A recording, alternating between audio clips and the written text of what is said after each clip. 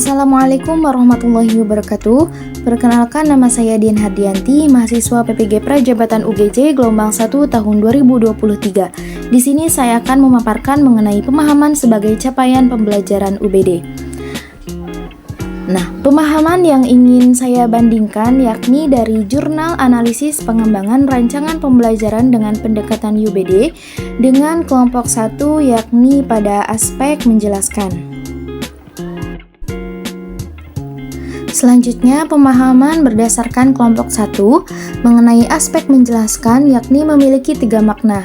Yang pertama, melalui generalisasi atau prinsip. Siswa mampu menyimpulkan prinsip atau konsep umum dari informasi yang dipelajari. Yang kedua, memberikan fenomena-fenomena, fakta, dan data yang dibenarkan serta sistematis. Siswa mampu menyajikan informasi, fakta, dan data secara terorganisir dan sistematis dengan konteksnya. Dan yang terakhir, membuat koneksi yang mendalam dan memberikan contoh atau ilustrasi yang menerangi. Siswa mampu mengaitkan konsep atau prinsip yang dipelajari dengan konteks nyata atau situasi yang relevan.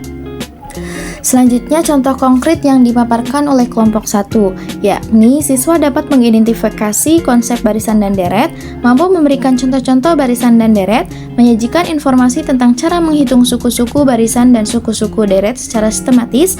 Selain itu, siswa mampu mengaitkan konsep barisan dan deret dengan situasi nyata, seperti permasalahan matematika atau fenomena di sekitar mereka.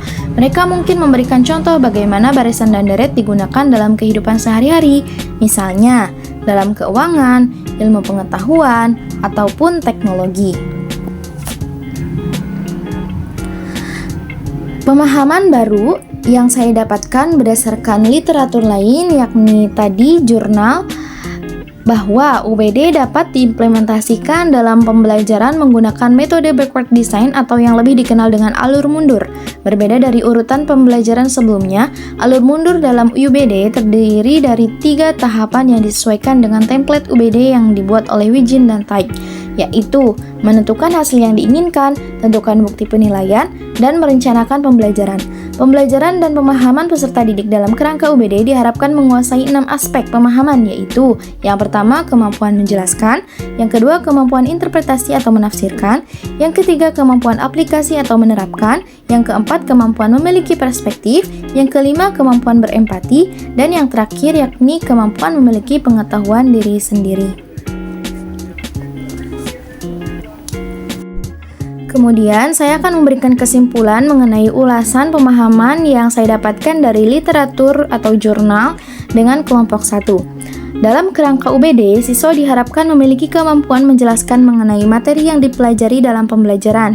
Siswa mampu menjelaskan prinsip atau konsep umum dari informasi yang dipelajari dan mengungkapkan pengetahuan yang didapatkannya mengenai fenomena, fakta, dan data. Kemudian, siswa mampu memberikan contoh konkret dan mengaitkan materi pelajaran dalam kehidupan sehari-hari. Hal ini dapat membantu dalam memahami konsep dengan lebih baik. Dalam kelompok 1, aspek menjelaskan dipaparkan dengan sangat jelas dan rinci. Pemahaman yang saya dapatkan dari literatur hanya sebagian dan tidak menjelaskan secara rinci mengenai aspek menjelaskan dalam kerangka UBD.